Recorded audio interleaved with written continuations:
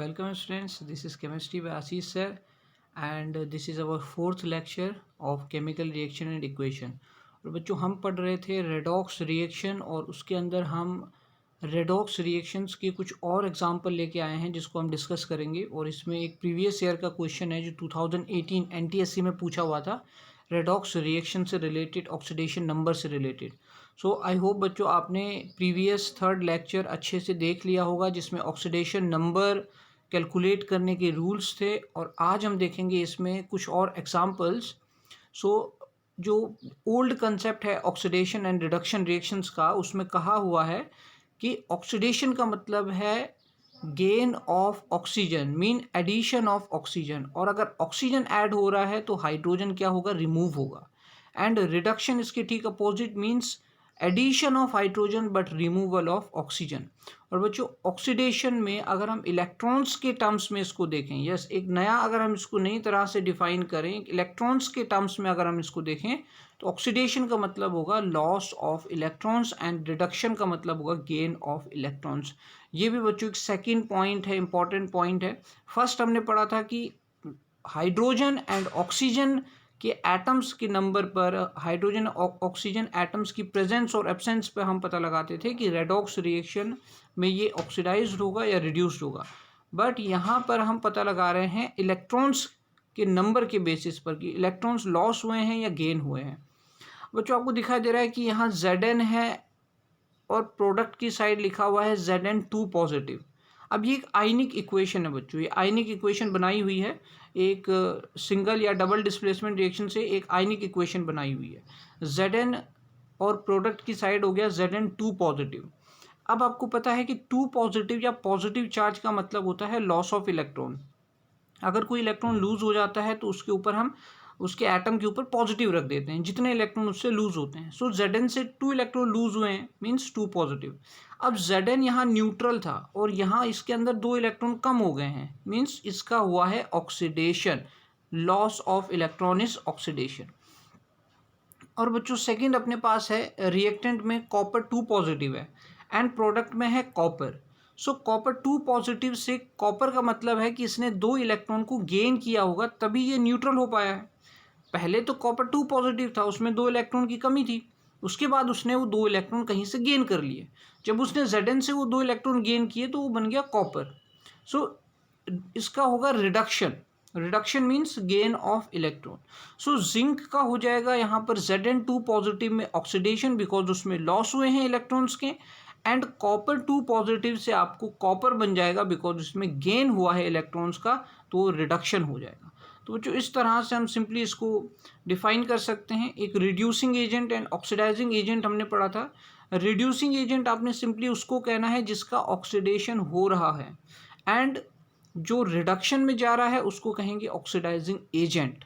सो बच्चों यहाँ पर Zn का हो रहा है ऑक्सीडेशन, आप देख रहे हो Zn का ऑक्सीडेशन हो रहा है, मतलब Zn यहाँ पर रिड्यूसिंग एजेंट की तरह काम करेगा।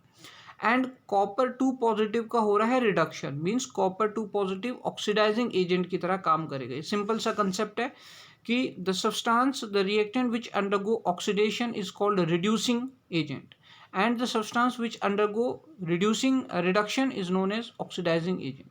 जिसका ऑक्सीडेशन होगा वो रिड्यूसिंग और जिसका रिडक्शन होगा वो ऑक्सीडाइजिंग एजेंट। नेक्स्ट एग्जाम्पल बच्चों अपने पास है Fe3O4 प्लस H2, इससे बना Fe प्लस H2O। अब Fe3O4 और Fe में हमने देखना है, हम ओल्ड कंसेप्ट से भी इसको देख सकते हैं एज वेल एज हम यहाँ पर इलेक्ट्रॉन्स या ऑक्सीडेशन नंबर से भी इसको चेक कर सकते हैं। तो बच्चों हमारे पास यहाँ पर 3 कंसेप्ट आ जाते हैं, या तो ओल्ड कंसेप्ट से हम देख सकते हैं, या हम नंबर ऑफ इलेक्ट्रॉन्स के बेस पर देख सकते हैं, या फिर नंबर ऑफ ऑक्सीडेशन स्टेट के बेस पर कि वो बढ़ रही है या घट रही है। यहाँ पर अगर हम ओल्ड कंसेप्ट से जाते हैं तो Fe3O4 रिएक्टेंट साइड आपका लिखा हुआ है और प्रोडक्ट में लिखा हुआ है Fe। इसका मतलब क्या है कि प्रोडक्ट Fe से ऑक्सीजन हो गया है गायब, प्रोडक्ट Fe में ऑक्सीजन तो है नहीं। So loss of oxygen, removal of oxygen is known as reduction. ये आपको याद होना चाहिए पॉइंट कि reduction means loss of oxygen. So Fe3O4 का हो रहा है रिडक्शन, और अगर इसका रिडक्शन हो रहा है तो ये एक ऑक्सीडाइजिंग एजेंट होगा।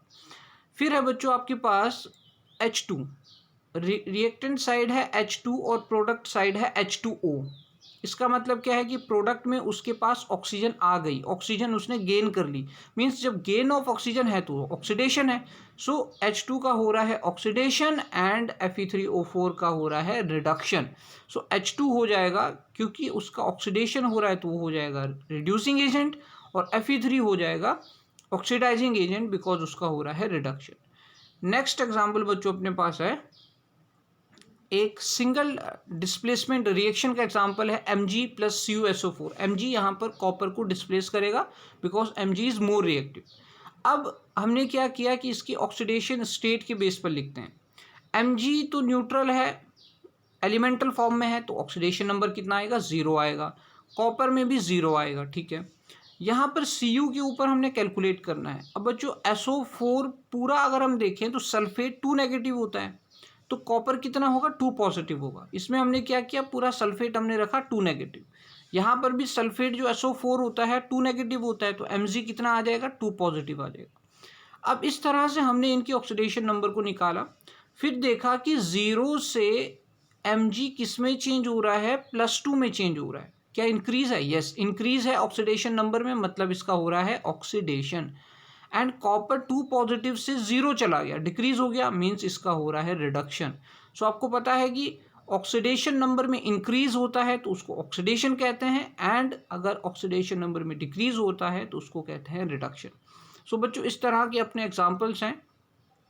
2018 NTSC का क्वेश्चन स्टेज 1 में जो पूछा हुआ था, बहुत बढ़िया ये क्वेश्चन था, ऑक्सीडेशन नंबर के इंक्रीजिंग ऑर्डर में इसको लगाना था।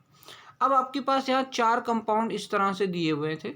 MnO4 नेगेटिव चार्ज, सबके ऊपर नेगेटिव चार्ज कुछ ना कुछ दिया हुआ था।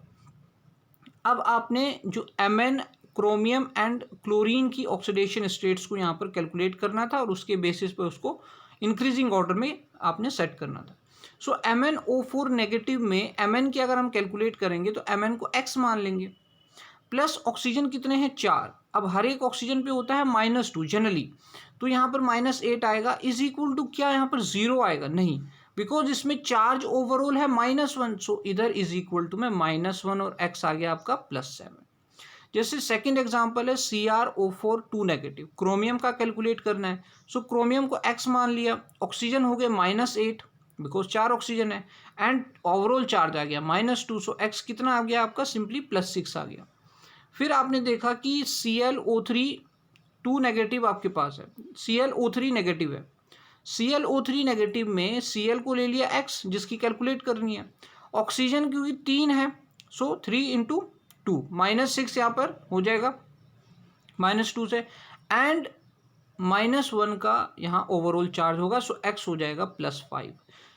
क्रोमियम CrO2 नेगेटिव दिया हुआ है, अब ओवरऑल चार्ज कितना है, -1, और X और प्लस 2 ऑक्सीजन के ऊपर -4 और X आ गया +3। तो इस तरह से आप बिल्कुल बेसिक तरीके से आप ऑक्सीडेशन नंबर के अगर आपको रूल्स पता हैं तो आप आसानी से इसको कैलकुलेट कर सकते थे। और सबसे ज़्यादा MnO4 नेगेटिव की +7 ऑक्सीडेशन स्टेट आएगी, उसके बाद CrO2 नेगेटिव में +6, फिर +5 एंड फिर +3।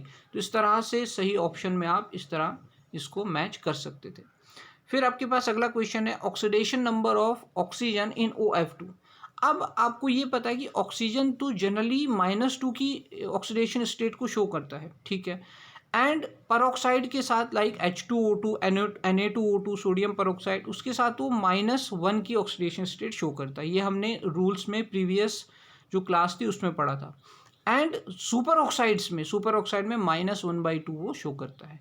सो OF2 में कितना शो करेगा। अब बच्चों आपने ये पढ़ा है कि फ्लोरीन हमेशा कितना ऑक्सीडेशन स्टेट को शो करता है, -1 को, उसमें कोई एक्सेप्शन नहीं है, कोई चेंजेस नहीं है, -1 को ही वो शो करेगा। सो ऑक्सीजन अगर हमेशा -1 को शो करेगा, सो X का यहाँ पर मान लेंगे X, ऑक्सीजन का मान लेंगे X, एंड फ्लोरीन हो जाएगा -2, क्योंकि 2 फ्लोरीन है, -2 हो जाएगा, और ओवरऑल चार्ज 0 है, सो X कितना आ जाएगा, +2 आ जाएगा। इस कंपाउंड में OF2 के अंदर जो ऑक्सीजन की ऑक्सीडेशन नंबर होगी वो +2 आएगी बच्चों, ठीक।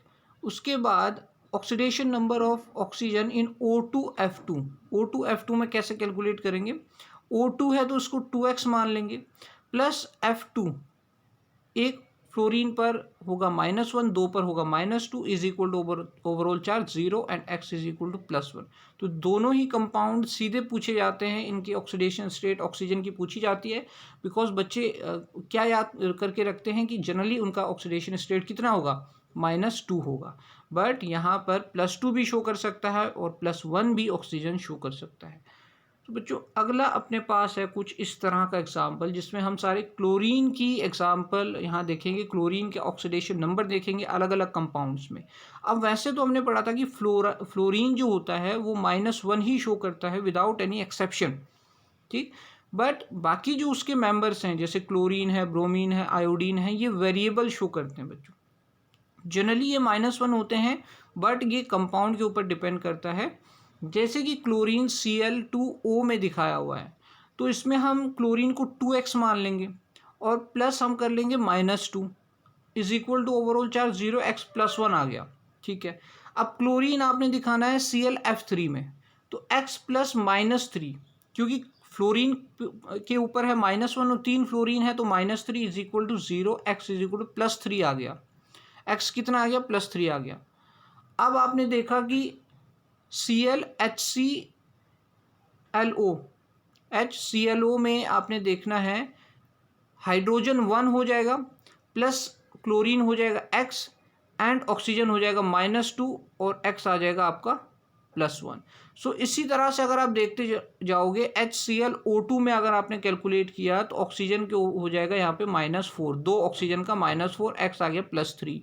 फिर आपने देखा HClO3 यहाँ पर आ जाएगा x का +5, फिर आपने देखा HClO4 यहाँ पर आ जाएगा +7।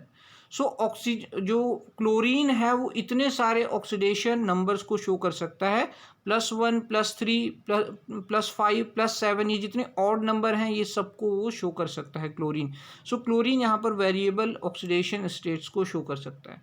सो बच्चों ये था, इस लेक्चर में हमने पढ़ा कि जो इम्पोर्टेंट क्वेश्चंस थे, जो एक प्रीवियस ईयर में जो 2018 में क्वेश्चन आया हुआ था उसको हमने डिस्कस किया।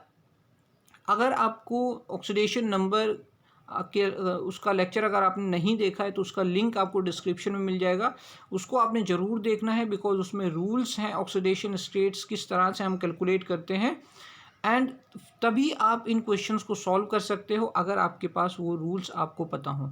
सो बच्चों अगले लेक्चर में हम देखेंगे ऑक्सीडेशन नंबर और ऑक्सीडेशन स्टेट में क्या डिफरेंस है बेसिक, वो हम अगले लेक्चर में डिस्कस करेंगे। सो बच्चों अगर आपको इसके हैंड रिटन नोट्स चाहिए तो आपको लिंक डिस्क्रिप्शन में मिल जाएगा, वहाँ से आप इसको बच्चों डाउनलोड कर सकते हैं और इसको लिख सकते हैं। सो बच्चों मिलते हैं अगले लेक्चर में, जिसमें हम पढ़ेंगे oxidation number and oxidation state के बीच में क्या डिफरेंस होगा।